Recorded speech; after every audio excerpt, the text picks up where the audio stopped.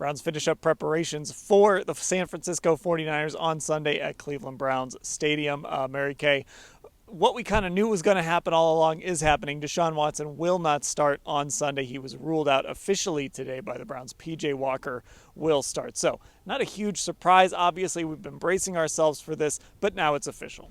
Yeah, it's official, and, it's kind of a surprise because after that Ravens game, Kevin Stefanski thought he was going to play in this game. Andrew Berry thought he was going to play. But I think probably what happened is they probably did some more testing over the bye week and realized that this was something that maybe needed a little bit more time. Still just a bruise, but I think it's just something he cannot play with right now.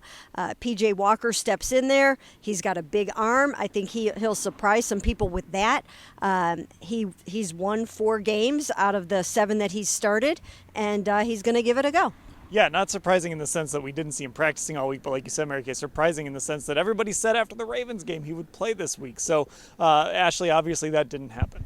Yeah, I mean, I think that's where the surprise of this comes in, especially because it feels like, with other guys that have popped up on the injury report or their status has changed, like the Browns get really unlucky, not just with having an early bye week, but with having, I think, more injury questions after their early bye week than they had going into it. And I mean, it's not where you want to be after that week off. And we already know they were in a bad position with that, given that it came in week 5 of the season, and it's a long 17-game season that they have.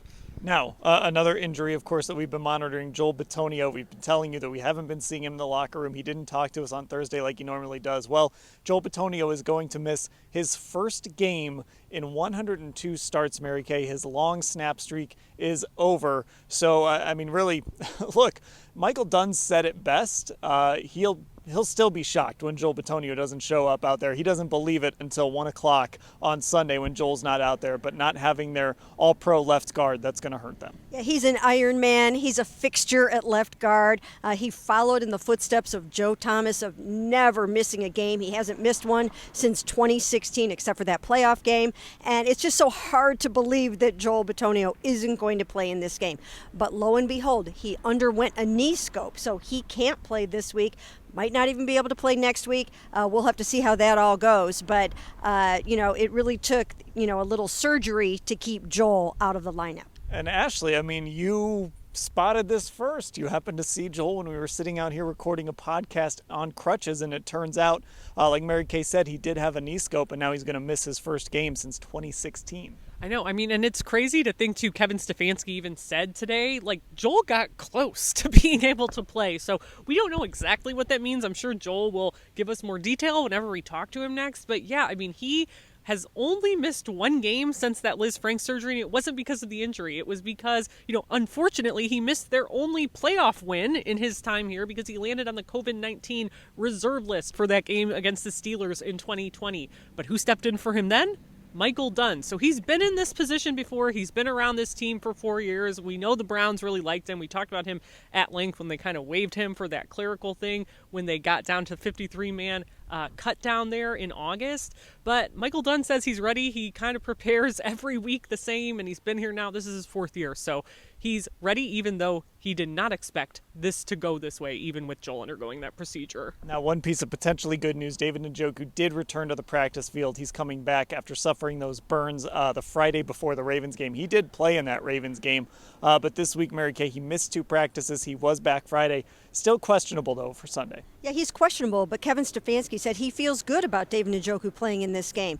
And, with you guys talking to him today, he actually looked pretty good. He looked way better than he looked when he played against the Ravens, and he played 48 snaps in that game. So, he missed Wednesday and Thursday. It didn't look like it was going in the right direction, but he was back out there today, and looks like David will play in this game. And Ashley, everybody has just been so impressed with David, kind of fighting through, getting out there. When you hear football players talk about how impressed they are with somebody's toughness, it means something. It's true. Amari Cooper talked about it yesterday a little bit, and I think it's a big testament to David's desire to want to be out there, that he was even able to go out there and practice today. But Mary Kay's exactly right. I was struck because David posted pictures of his burns yesterday on Instagram, and we talked to him a little bit about that, Dan. I know you're writing that, but he even looked a lot better compared to to those pictures, I thought his face did. So it was interesting to hear him talk about, for sure. And just a couple other quick injury notes. Ethan Pocic is questionable, but Kevin Stefanski confident that he'll play. And rookie wide receiver Cedric Tillman